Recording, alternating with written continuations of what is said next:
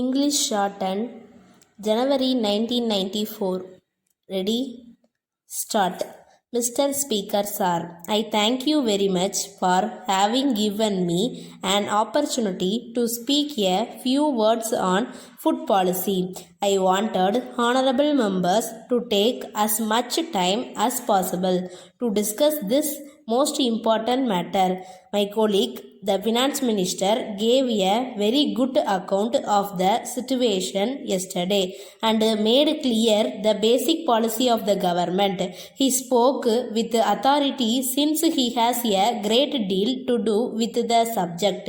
Yet I want to say a few words because recently there has been some confusion in the public mind and many things have been said which appear to me to have no justification at all. I wish to clear the confusion as far as possible. The honorable member who asked me earlier in this session whether there would be a debate on food policy was probably under the impression that some big changes were under consideration. As a matter of fact, a change in policy was neither intended nor suggested. Certain minor changes are certainly contemplated, but they have nothing to do with the basic policy that the government have attempted to follow in future. I am sure the House will realize that during the last few years, the food ministry has had to face very difficult problems. The government and the cabinet have, of course, shared to some extent in carrying the burdens of the food ministry. I am not denying that we have made mistakes, but we have also endeavored to profit by them. It must be considered that the food situation in the country, which was difficult for a long time, has now considerably eased. Although other factors have contributed to the improvement, I think we are justified in saying that the present favorable situation is to some extent the result of government policy also.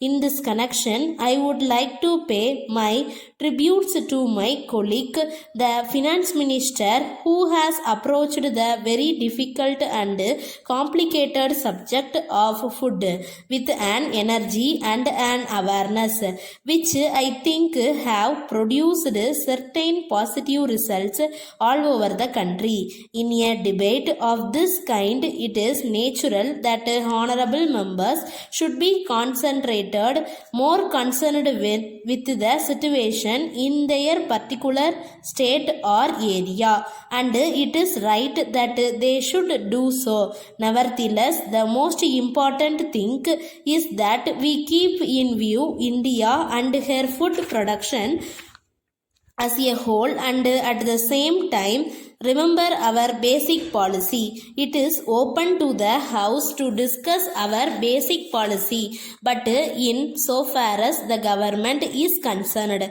there has been no occasion to effect any change in it, and as far as we can see, no such occasions is likely to arise. I can only add that our basic approach will remain unchanged even though the food position is much brighter. The finance minister pointed out that the close relationship between the food question and planning, but in regard to the supply of food and other necessities of life, it is not enough merely to see that there is fair distribution or that people do not prosper at the cost of others. If we do this, and no more our economy will be static, we must also see that we get the best out of our development and planning programs. For instance, if there is a surplus of food in the country, we would naturally like the nation to be fed more adequately, but we must also think beyond the immediate wants and utilize our resources with foresight. With these few words, I conclude my speech. Letter from Messrs. George Brown and Company, Bombay, to Messrs. National Company Limited, Bangalore. Dear sirs, we thank you very much for your letter dated 10th instant, giving details of the land which you propose to sell to our company. As you are aware, we are the leading company in this part of the country. We engaged in the manufacture of latest designs of household furniture. We have got several branches all over the country and in some of the foreign countries also. We intend to expand our business activities in India and in other countries. With this in view, we are on the lookout for a suitable land in the important business area of your city for locating our showroom. We see from your letter that the land you propose to sell is situated in Mahatma Gandhi Road and is acceptable to us. Our engineer will be visiting Bangalore in the course of the next few days for the purpose of valuation of the property. As you are aware, any proposal for the purchase of property by our company has to be placed before our board of directors for its approval. The next meeting of the board is fixed for 21st of next month, by which time we hope to be able to take a decision in the matter. The decision taken by our board will be duly communicated to you immediately thereafter. Yours faithfully. Stop.